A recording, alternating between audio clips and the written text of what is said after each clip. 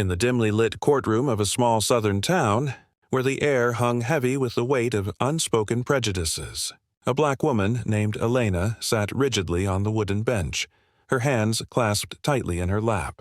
Her husband, Marcus, a white man she'd loved for over a decade, stood across the room, his arm casually draped around the shoulder of his young mistress, a blonde woman named Brittany, whose smug smile cut through the tension like a knife. The judge's gavel echoed as the divorce papers were presented, and Marcus signed them with a flourish, his mistress whispering something that made him chuckle softly. But as the proceedings unfolded, a shadow of doubt flickered in Marcus's eyes. Little did he know. The judge, an unassuming figure with a keen sense of justice, held secrets that would unravel their carefully woven web of deceit and expose the ugly underbelly of racism that had poisoned their marriage. What started as a simple divorce would soon erupt into a reckoning, where hidden biases and calculated betrayals came crashing down, leaving the guilty to face the bitter taste of regret. As Elena's composed facade masked a storm of hurt, the room pulsed with anticipation. For this was no ordinary separation. It was a battle against the insidious forces of discrimination that had quietly eroded her life. The audience in the gallery shifted uneasily, sensing the brewing storm, while outside, the world continued oblivious to the drama that would soon highlight how deeply entrenched prejudices could twist even the most personal bonds. Would justice prevail, or would the scales tip in favor of privilege once more? The clock ticked forward, drawing everyone closer to the moment when regret would claim its victims. Elena's story began in the vibrant streets of Atlanta, where she had grown up in a close-knit black community, dreaming of a life beyond the barriers that society often imposed. She was a talented graphic designer, her work infused with the rich cultural motifs of her heritage, earning her a modest but fulfilling career. It was at a local art gallery opening that she met Marcus, a charismatic real estate developer from a wealthy white family. Their connection was instant, a whirlwind romance that seemed to defy the subtle divides of race in a post-civil rights era. They married quickly, blending their worlds in a ceremony that promised equality and love. For years, their life together appeared picture-perfect, a cozy home in the suburbs, shared vacations, and mutual support in their ambitions. But beneath the surface, cracks formed slowly. Fed by Marcus's unspoken resentments and the influence of his conservative family, who never fully accepted Elena's presence at holiday gatherings, their polite smiles hiding disdainful whispers about cultural differences. As time passed, Marcus's career soared, landing him lucrative deals that elevated their lifestyle. Yet, with success came distance. He began spending late nights at the office, claiming work demands, while Elena juggled her freelance projects and the emotional labor of maintaining their home. Unbeknownst to her, Marcus had started an affair with Brittany, his secretary, a woman who fit seamlessly into the elite circles he now frequented, her fair skin and familial connections opening doors that Elena's background seemed to close. Brittany encouraged Marcus's growing prejudices, subtly reinforcing stereotypes about black women being too strong-willed or not fitting in, planting seeds of doubt that blossomed into full-blown resentment. Marcus, eager to climb higher, saw divorcing Elena as a way to shed what he privately called his baggage, allowing him to fully embrace a life unencumbered by the racial tensions he claimed exhausted him. The decision to divorce came abruptly, served to Elena via cold legal papers that cited irreconcilable differences. Devastated but resolute, she hired a sharp attorney, determined to fight for her share of their assets, including the house they'd built together and the savings from her contributions. Marcus, emboldened by Brittany's presence, pushed for a quick settlement, underestimating Elena's strength and the hidden evidence she had gathered. As the court date approached, the town buzzed with rumors, many dismissing Elena's plight as just another failed interracial marriage, ignoring the deeper currents of bias that had led them here. Curiosity built as whispers spread about Marcus parading his mistress openly, a bold move that reeked of entitlement. Little did anyone know the judge assigned to the case, Honorable Judith Harlan, a veteran of civil rights battles, had her own history with such injustices, setting the stage for a confrontation that would peel back layers of hidden racism. As the divorce hearing commenced, the courtroom filled with a mix of spectators, friends, family, and curious locals drawn by the scandal. Elena entered with quiet dignity, her dark curls tied back, wearing a simple yet elegant suit that spoke to her resilience. Across the aisle, Marcus and Brittany sat close, their body language screaming defiance. Brittany's hand rested possessively on his knee, a silent declaration of victory. The proceedings started routinely, with attorneys outlining assets. The marital home valued at $500,000, joint bank accounts swollen from Marcus's deals, and Elena's design business, which she had nurtured independently but intertwined with his networks. Tension mounted as Marcus's lawyer painted Elena as the instigator of their troubles, subtly invoking racial tropes, claiming she was overly demanding and culturally mismatched, words that echoed the prejudices Marcus had internalized. Elena's attorney countered, presenting evidence of her financial contributions, but the real undercurrent was the racism simmering beneath. Emails surfaced, leaked from Marcus's work account where he joked with colleagues about upgrading from his urban wife to someone more polished, code for white and privileged. Brittany's social media posts, subpoenaed quietly, revealed derogatory comments about black women, liking memes that perpetuated stereotypes of them as aggressive or unworthy of high society. These revelations built slowly, each one chipping away at Marcus's facade of innocence. As days dragged on, the hearing extended due to contested assets, the emotional stakes escalated.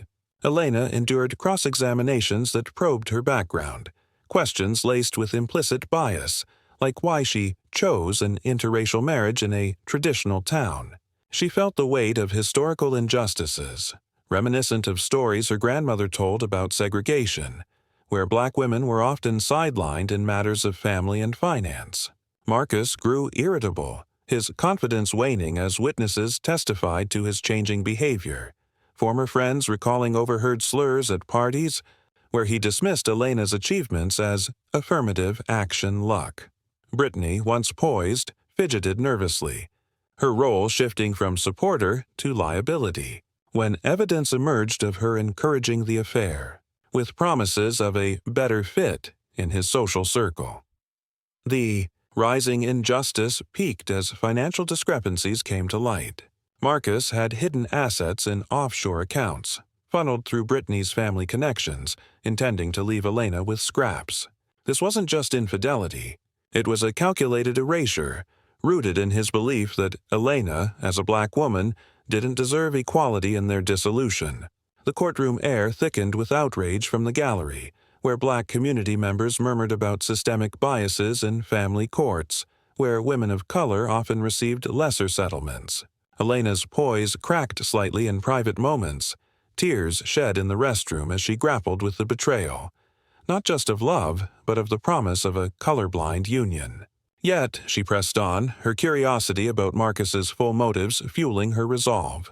Judge Harlan observed silently, her notes meticulous, drawing parallels to cases she'd seen in her youth during the civil rights movement, where racial prejudice disguised as personal conflict robbed minorities of justice. The tension built to a fever pitch when a surprise witness, Marcus's former business partner, a black man he'd sidelined, testified to overhearing racist rants that influenced their professional split. This revelation connected the dots. Marcus's affair wasn't mere lust. It was an escape from the burden of interracial life, amplified by societal pressures that valued whiteness. As the rising action crested, the room hummed with anticipation. The emotional stakes at their highest, injustice laid bare for all to see. Elena's heart raced, wondering if the system would finally tilt in her favor, or if privilege would prevail once more. The courtroom reached its boiling point on the final day, the air electric with unresolved fury. Judge Harlan, her expression stern yet compassionate, called for closing arguments. Marcus's side pleaded for a swift end, emphasizing mutual faults, but Elena's attorney unleashed a barrage of damning evidence. Recorded voicemails where Marcus belittled Elena's race, calling her success handouts, and documents showing he'd transferred funds to Brittany premeditatively, framing it as protecting his legacy from what he termed a mismatched union. As the judge deliberated briefly, silence enveloped the room, broken only by Brittany's anxious tapping. Then Harlan spoke, her voice cutting through the haze. She ruled not just on the divorce, but exposed the racism at its core, citing precedents from landmark civil rights cases where discrimination in marital dissolutions was deemed unlawful. Marcus's hidden assets were ordered frozen, with Elena awarded full ownership of the home and 70% of their savings, far beyond standard splits, to compensate for the emotional and financial toll of the prejudice she'd endured. But the true intensity came when Harlan addressed Marcus and Brittany directly, highlighting how their actions perpetuated systemic racism. Brittany's complicity in encouraging the split based on racial superiority, and Marcus's betrayal as a microcosm of broader societal failures. Marcus's face drained of color, his arm slipping from Brittany's as regret dawned in his eyes, the realization that his entitlement had backfired spectacularly. Brittany, tears streaming, clutched her bag, her smugness shattered as the judge imposed additional penalties: community service in racial sensitivity programs and a public apology in the local paper. The gallery erupted in murmurs, some cheering quietly as Elena stood tall, the weight lifting from her shoulders. This was the dramatic peak, where injustice met its match, the judges ruling a hammer blow against hidden biases, leaving the guilty reeling in the ruins of their own making. In the aftermath, Elena emerged from the courthouse into the sunlight, a sense of liberation washing over her like a long-awaited rain. The ruling not only secured her financial future, but validated the silent struggles she'd faced, the microaggressions, the isolation, the constant proving of her worth in a world that often diminished Black women. She sold the house, using the proceeds to expand her design business, channeling her experiences into art that celebrated Black resilience and called out injustice. Marcus, stripped of his illusions, faced professional fallout. Clients distanced themselves from his tainted reputation, forcing him into a humbler job where he grappled daily with the regret of his choices. Brittany, her affair exposed as shallow, returned to her family in disgrace, her prejudices laid bare for reflection. The case rippled through the community, sparking conversations about interracial marriages and the hidden racism that undermined them. Local news covered the story, framing it as a modern echo of historical fights for equality, inspiring others to speak out against similar biases in their lives. Elena found solace in support groups, connecting with women who'd endured parallel betrayals, turning her pain into advocacy. Though scars remained, she rebuilt with grace, her story a testament to the power of perseverance amid adversity. This tale, inspired by real accounts of discriminatory divorces in American courts, underscores how racism infiltrates even intimate relationships, eroding trust and equity. It reminds us that justice, when wielded wisely, can dismantle prejudice, but only if we confront it head-on. What if more stories like Elena's were heard? Could they finally bridge the divides that persist? Let this be a call to reflect. In your own life, are there biases waiting to be challenged? Share your thoughts below, and remember, true change begins with empathy and accountability.